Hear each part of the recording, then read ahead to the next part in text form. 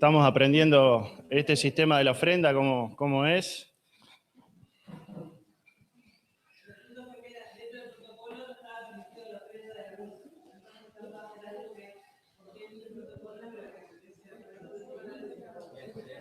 Vamos aprendiendo, haciendo y aprendiendo. Bueno, muy bien. En Claves hacen un juego que es sobre las emociones, que lo hacen con, creo que es un dominó, ¿no? Es el dominó de las emociones. Entonces ponen una carita de una emoción y ahí los niños dicen qué emoción es. Entonces ponen una carita de alguien triste, ponen una carita de tristeza, ¿no? Dicen que es tristeza. Y así con distintas emociones. Y hace un tiempo tuve una emoción que me es recurrente, esa emoción, pero no sé cómo se podría dibujar esa carita. Capaz que Luca, que es dibujante, podría dibujar esta emoción.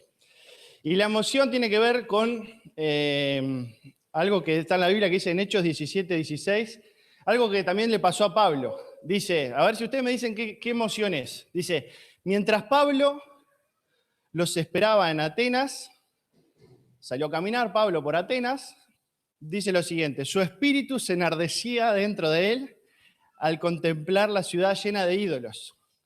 Su espíritu se enardecía dentro de él al contemplar la ciudad llena de ídolos. No sé si les ha pasado esta emoción de enardecerse. A mí me pasa seguido y le tengo que ir mejorando. Al ver la ciudad llena de ídolos, parece que en Atenas había dioses para distintas cosas, ¿no? Y en estos últimos tiempos me ha pasado de estar en distintos lugares donde uno va a la playa y pisa una cabra muerta, ofrendas en distintos lugares, donde uno se va a acostar con los niños y escucha cultos distintos al nuestro, muy fuertes hasta la madrugada, donde uno va, habla con adolescentes y ve que están enganchados en eso y que se deprimen y se cortan, donde otra vez fuimos a la playa y ve un montón de fruta y sandías y velas y mugre, y ahí uno se enardece, no sé si les pasa eso, uno se enardece. Pero lo bueno no es solo quedarnos en el sentimiento del enardecimiento, sino ir trabajando eso que estamos sintiendo. Hoy vamos a hablar de la idolatría. Y hay dos textos que nos hablan sobre la idolatría. Uno está en el Antiguo Testamento y otro está en el Nuevo Testamento. Así que vamos a leer primero el texto del Antiguo Testamento,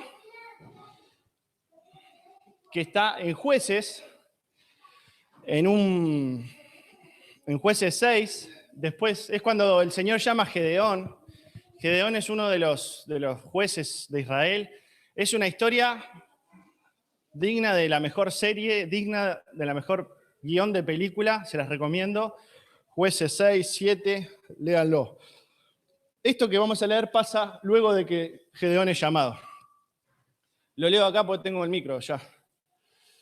En ese momento, dice, Gedeón se dio cuenta de que se trataba del ángel de Dios y lleno de miedo exclamó, Dios mío, de seguro moriré, pues he visto a tu ángel cara a cara.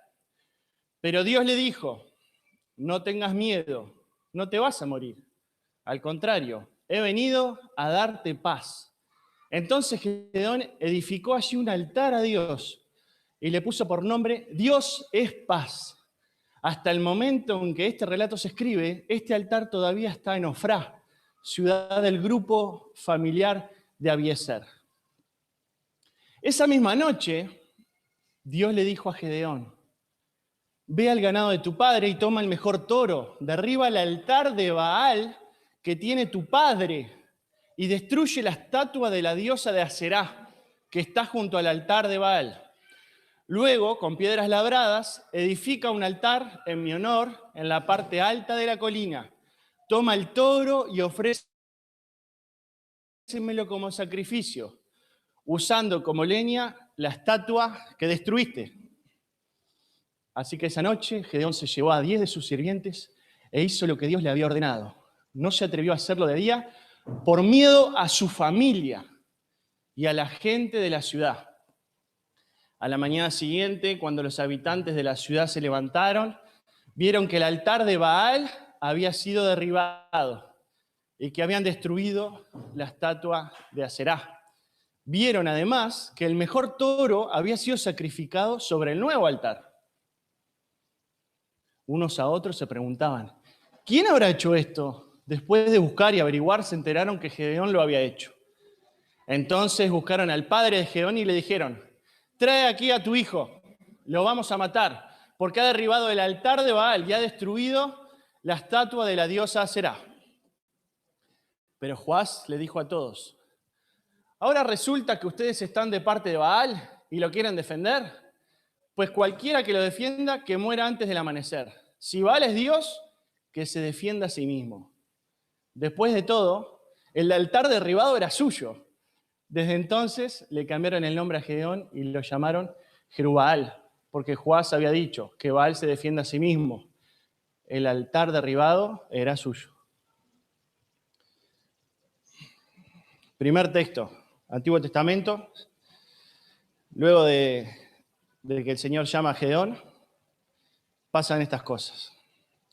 Un tiempo donde dice que Israel estaba totalmente desbundado, practicando cultos a otros dioses que involucraban la prostitución, el sacrificio a niños.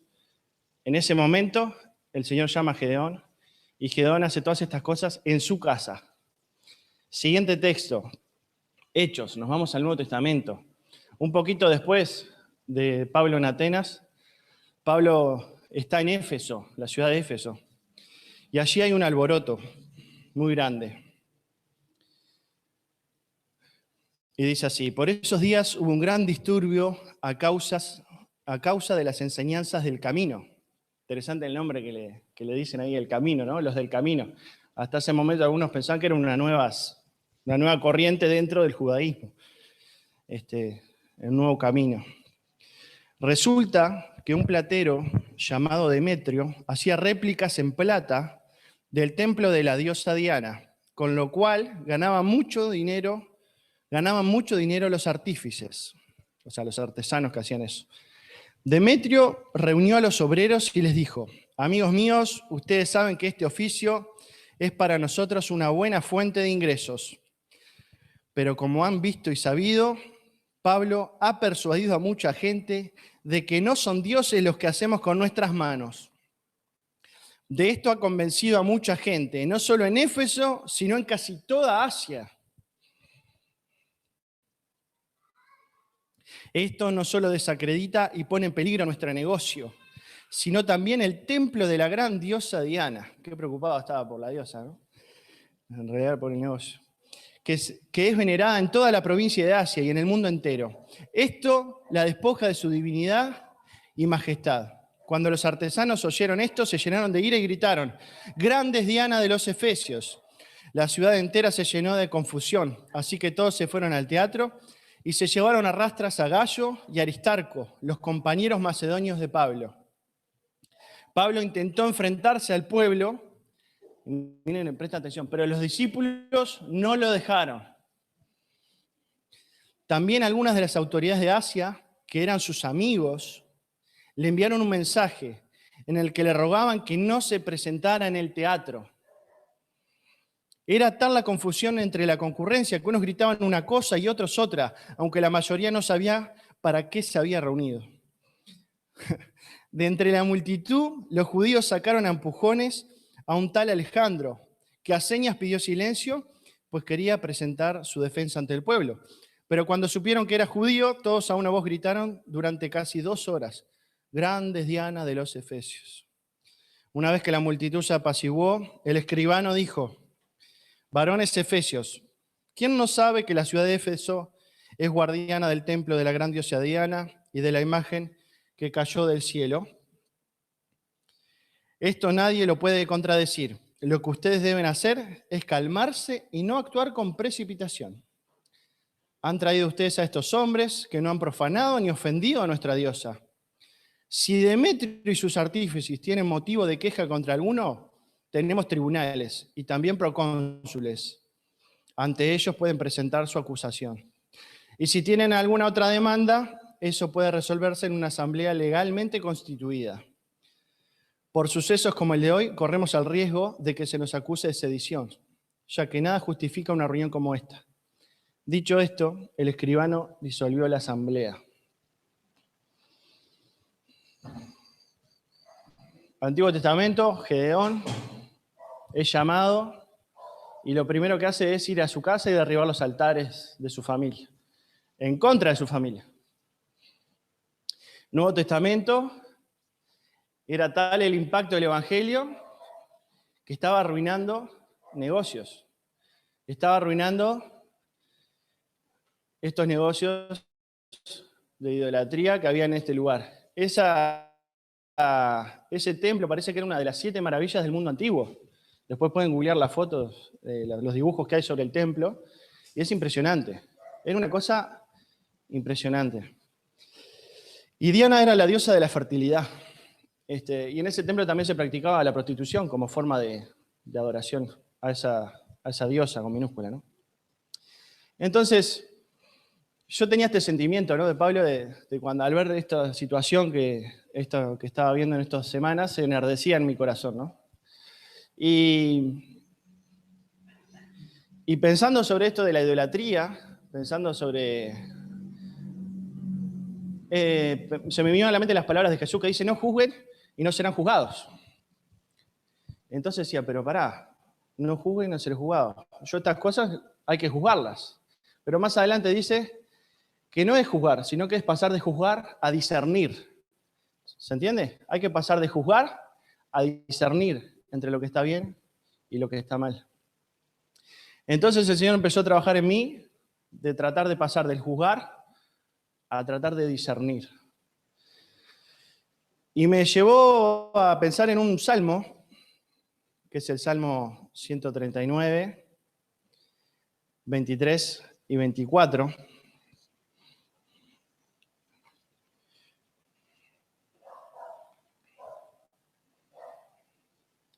Que dice, examíname, oh Dios, y conoce mi corazón. Pruébame y conoce mis pensamientos. Y ve si hay en mí camino de perversidad. Y guíame en el camino eterno. Es muy fácil, o nos sale a mí me sale, me enardezco y miro hacia afuera, ¿no? Pero el Señor me hizo como un espejo y me hizo mirarme hacia adentro, a examinar mi corazón. Y estudiando la Biblia me di cuenta que yo también soy un idólatra. ¿Cuándo soy un idólatra? Porque el concepto de idolatría se amplía. En el Antiguo Testamento la idolatría era con imágenes, con representaciones de dioses. Pero en el Nuevo Testamento la idolatría, el concepto se amplía y la idolatría es todo aquello que ocupa en mi corazón un lugar más preponderante que el Señor. ¿Se entiende? Si hay algo en mi corazón que yo amo más que al Señor, que es pecado, ahí estoy siendo idólatra también, ¿no? Porque cuando peco, en ese momento que estoy pecando, no estoy amando al Señor con toda mi fuerza, con todo mi corazón. ¿Se entiende? Entonces el Señor me llevó de mirar a otros y enardecerme con otros, a mirarme a mi corazón y enardecerme conmigo. Porque cuando estoy pecando, estoy siendo idólatra porque no estoy amando al Señor en primer lugar. Y este salmo fue un punto de inflexión en el tema, estudiando el tema de la idolatría, ¿no? Examíname, oh Dios, y ve si hay en mí camino de perversidad. Y Colosenses 3:5 dice, por tanto, considerad los miembros de vuestro cuerpo terrenal como muertos a la fornicación, la impureza, las pasiones, los malos deseos y la avaricia, que es idolatría, ¿no? Acá queda claro este concepto de idolatría, cómo se amplía. Y Jesús fue bien clarito con la idolatría, condenando la idolatría. Y en Mateo 6:24, el Señor nos habla de una forma de ser idólatras muy de todos los tiempos, pero en este tiempo es bastante pertinente. 6:24. Jesús decía, ninguno puede servir a dos señores, porque o aborrecerá al uno y amará al otro, o estimará al uno y menospreciará al otro. No podéis servir a Dios y a las riquezas. No podemos servir a Dios y a las riquezas. Y eso también es para nosotros, ¿no?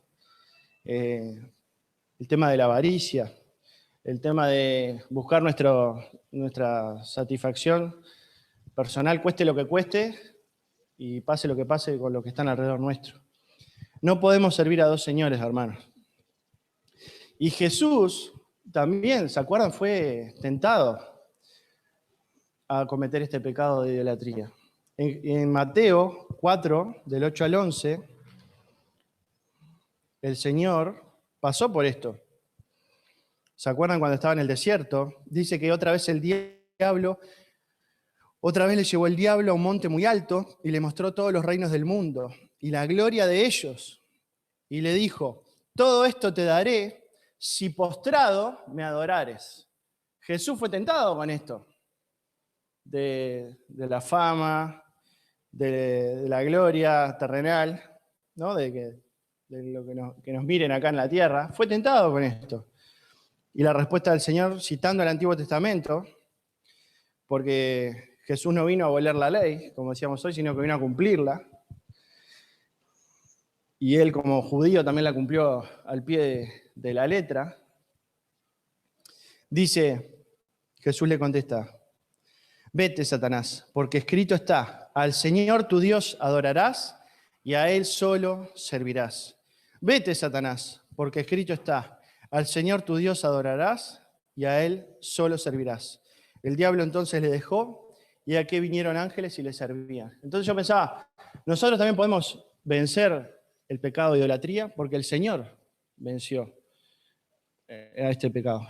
¿Se entiende? No por nuestra fuerza, sino en Jesús. Ya que Jesús lo venció, nosotros en Jesús podemos vencer esto. Porque el Señor ya lo logró.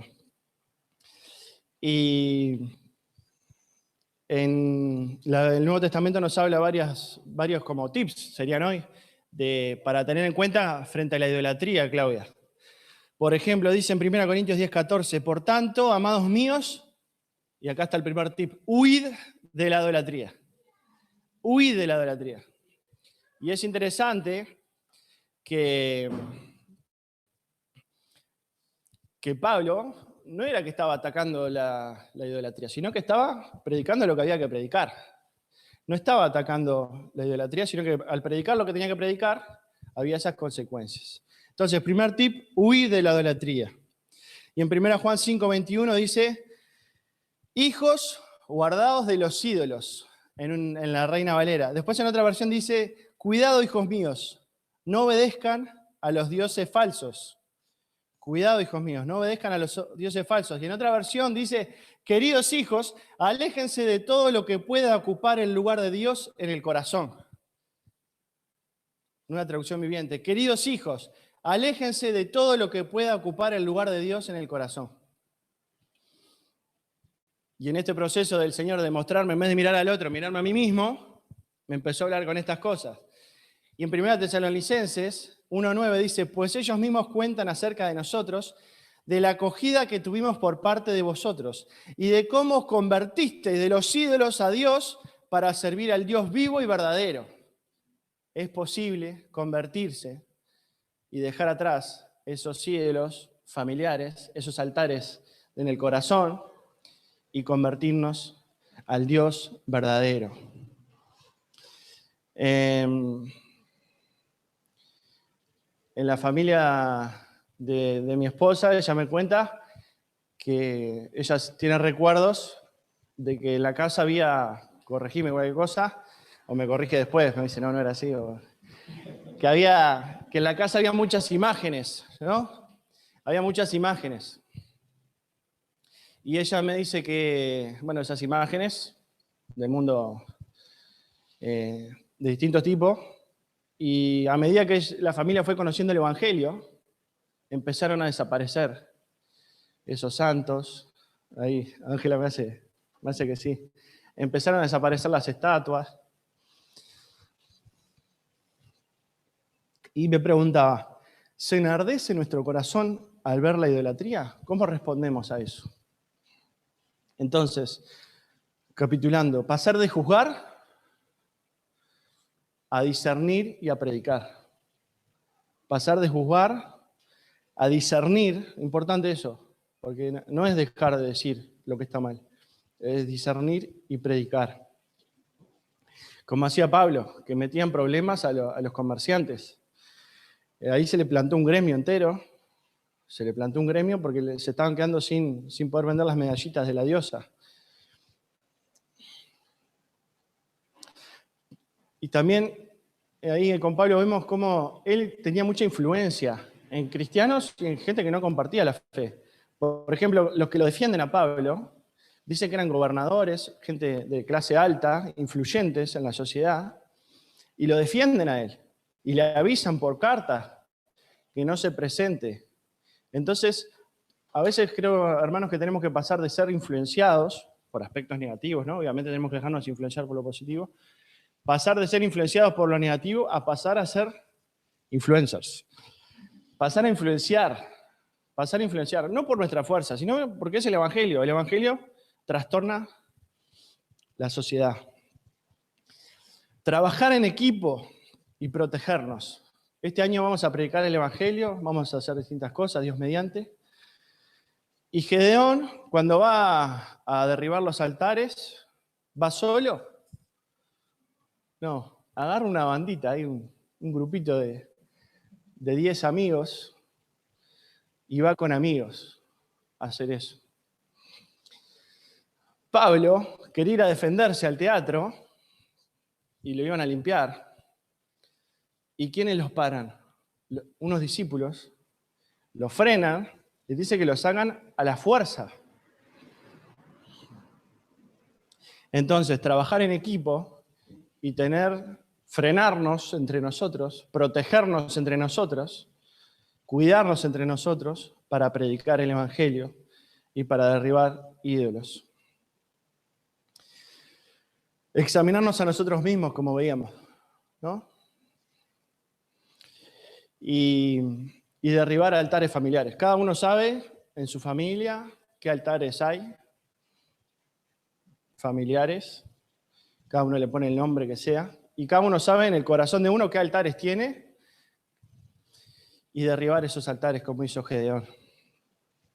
Y la consecuencia de la predicación del Evangelio, hermanos, es salvación, es oposición y persecución, y es indiferencia. Podemos tener esos tres resultados. No por nuestro poder, es por el poder de Dios. Salvación, oposición, como veíamos claramente acá, y persecución o indiferencia. Estemos preparados para los tres resultados. Y hay un texto en Hechos 17:6 que me encanta. En 17:6 dice, pero no hallándolos trajeron a Jasón y algunos hermanos ante las autoridades de la ciudad gritando, mirá cómo le llamaban a los discípulos, estos que trastornan el mundo entero también han venido acá. ¡Wow! Estos que trastornan el mundo entero también han venido acá.